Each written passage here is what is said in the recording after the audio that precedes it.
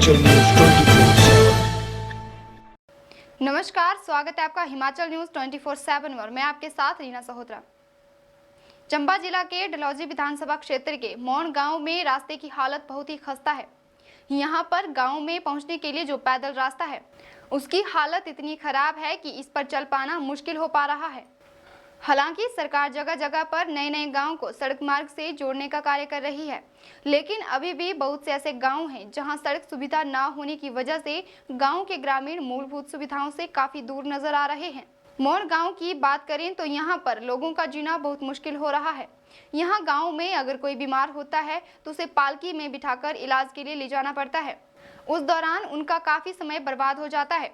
कई बार तो मरीज रास्ते में ही दम तोड़ देते हैं। गर्भवती महिलाओं के लिए यहाँ काफी मुश्किल हो रही है। यहाँ सभी पार्टियों के राजनेता चुनावों के समय गाँव में आकर लोगों के बड़े बड़े दावे करते हैं, लेकिन जब चुनाव खत्म हो जाते हैं तो कोई भी इस गांव की सुध नहीं लेता। यहाँ के स्थानीय ग्रामीणों ने बताया कि उनके गांव में रास्ते के बिना काफी समस्या है। उन्होंने कहा कि उनके गांव में पहुंचने के लिए पैदल घंटों लग जाते हैं।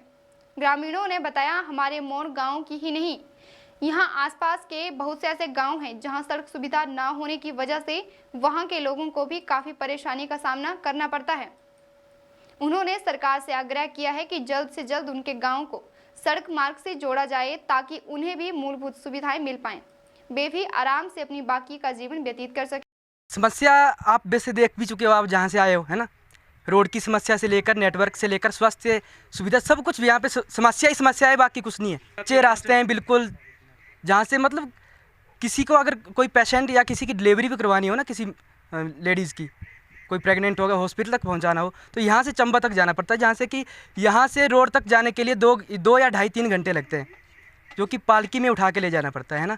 तो हमारे बिल्कुल यहाँ ना हॉस्पिटल है, ना कोई ऐसी चिकित्सा, कुछ भी नहीं है ना। स्कूल की समस्या, स्कूल इतना बुरा हाल है स्कूल में कि मतलब वैसे भी कोरोना कोविड-19 की वजह से बहुत ही बुरा हाल है। और क्या बताएं, रोड से लेकर हॉस्पिटल से लेकर मतलब सभी पार्टियों ने की है, किसी एक ने नहीं की है, किसी एक पार्टी के लिए नहीं, ना ही आशा कुमारी या कोई और हो।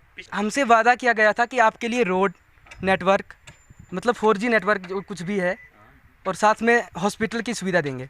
अगर ऐसा ना हुआ तो हमारी टांगे काट देना, ठीक है। उसके बाद ना मैडम हमारे पास आई, ना हमको उनकी टांगे काटने का मौका मिला। सर क्या बात करते हो, 60 साल से मांगी पूरी नहीं हुई, अभी 5 महीने में होगी। सर लगता तो इतना ही है, 2 साल से स्कूल बंद है ना। जो हमारे गांव के बच्चे हैं ना, बाकी जगह 4G सिस्टम या 4G नेटवर्क की वजह से ऑनलाइन क्लासें चल रही है, हमारे यहाँ क्लासें को पता नहीं है, मतलब 4G नाम पता नहीं है बच्चों को। बाकी तो चलो पेरेंट्स तो कुछ ना कुछ प्रबंध करके मोबाइल का कर देते, पर नेटवर्क की वजह से कहाँ से पढ़ाई होगी, ना नेटवर्क है। हमें यहाँ से कई बार इमरजेंसी कॉल भी करनी पड़े ना, तो यहाँ से 2 किलोमीटर या 3 किलोमीटर दूर जाना पड़ता है, किसी एक पहाड़ी पे जाके नेटवर्क आते हैं, वो भी मुश्किल से 2G नेटवर्क। मांगे हमारी फ़िलहाल बहुत सारी मांगे है। वैसे हमारी जो मुख्य मांगे है वो रोड की मांग है, जो कि हमारी रोड हमारे गांव तक आए, पक्की सड़क आए। सर देखो, हमारे यहाँ बहुत सी सरकारें आई है, बीजेपी भी आई है, कांग्रेस भी आई है, मगर हमारी डेवलपमेंट आज तक नहीं हो पाई है। देखो हमारे रास्ते टूटे हुए हैं, हर जगह कीचड़ है। हमारे महीने में 10 दिन बिजली आती है, 20 दिन बिल्कुल नहीं आती है, ना तो यहाँ कोई बिजली वाला आता है, और रोड यहाँ से कम 20-25 किलोमीटर दूर है।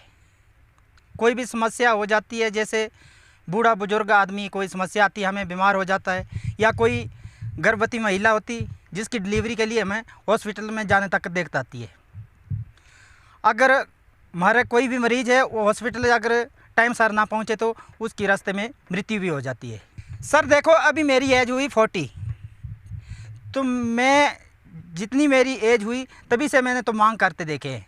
हमारे बुजुर्ग भी करते थे, हम भी कर रहे, मगर आज तक किसी ने नहीं सोचा हमारे बारे में, या कांग्रेस हो या बीजेपी हो।